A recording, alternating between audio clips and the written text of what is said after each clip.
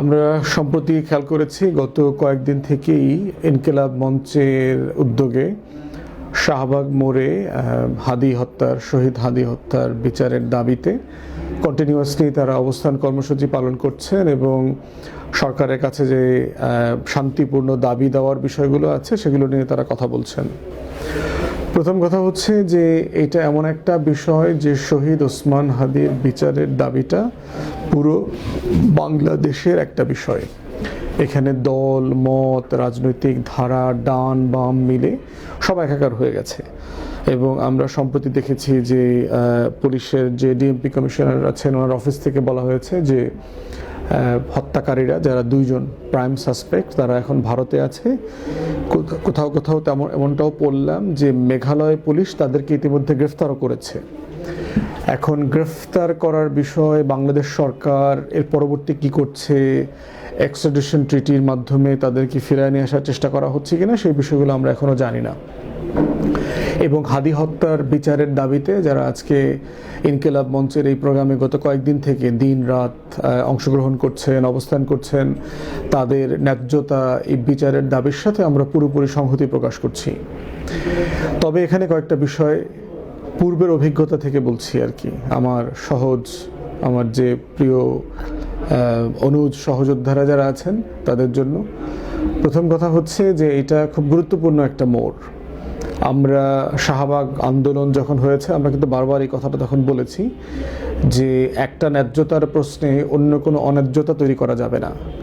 তাহলে সেক্ষেত্রে ইনকিলাব মঞ্চের এই অবস্থান কর্মসূচি কি শহীদ মিনারে নেওয়া যায় কিনা অথবা রাস্তার পাশে নেওয়া যায় কিনা, এখানে রাস্তার একটা গুরুত্বপূর্ণ ইন্টারসেকশন, 3টা হাসপাতাল আছে, এই জায়গাটাতে যে সেবা আছে সেই সেবাটা যেন কোনোভাবে বিঘ্নিত না হয় এবং সেটা নিয়ে সিরিয়াসলি ইনকিলাব মঞ্চের যারা সংগঠক আছেন তারা দয়া করে ভেবে দেখবেন।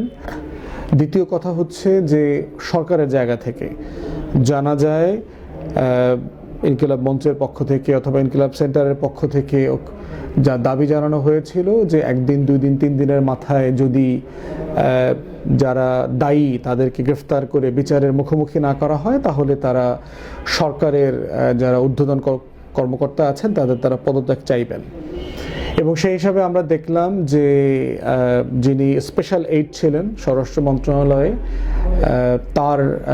সে পদত্যাগ করেছেন। খোদাবক্স চৌধুরী সাহেব পুলিশের সাবেক আইজি ছিলেন।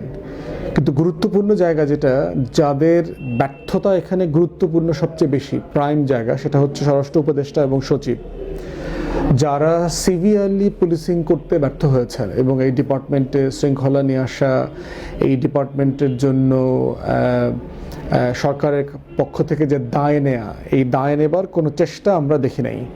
সেখানে একমাত্র প্রফেশনাল অফিসার ছিলেন হচ্ছে আসলে খোদাবক্স চৌধুরী। তাকে আসলে বলির পাঠা বানানো হয়েছে যে তাকে এখান থেকে সরিয়ে অন্য ডিপার্টমেন্টে নেবার চেষ্টা করা অথবা অন্য কোনো একজন উপদেষ্টাকে এনে এখানে দায়িত্ব দেবার চেষ্টা করা। মানে সিরিয়াসলি এটাকে ইউনূস সরকারের যে দুর্বলতার জায়গাগুলো আমরা বারবার বলেছি যে ব্যর্থ লোকদেরকে পদ থেকে না সরিয়ে এই এদিক সেদিক করা অথবা রেখে দেয়া অথবা রিলাক্টেন্স শো করা, কিন্তু equally at the same time একই রেজাল্ট প্রত্যাশা করা। সায়েন্সে যেটাকে আমরা কাজের ডেফিনেশন বলি যে আপনি একটা ট্রাক ঘন্টার পর ঘন্টা সরানোর চেষ্টা করছেন কিন্তু ট্রাকটা সরাইতে পারেন নাই, তাহলে এই যে চেষ্টাটা করেছেন এই চেষ্টাটা আসলে একটা কাজ হয়েছে কিনা, কিন্তু রেজাল্ট ওরিয়েন্টেড না।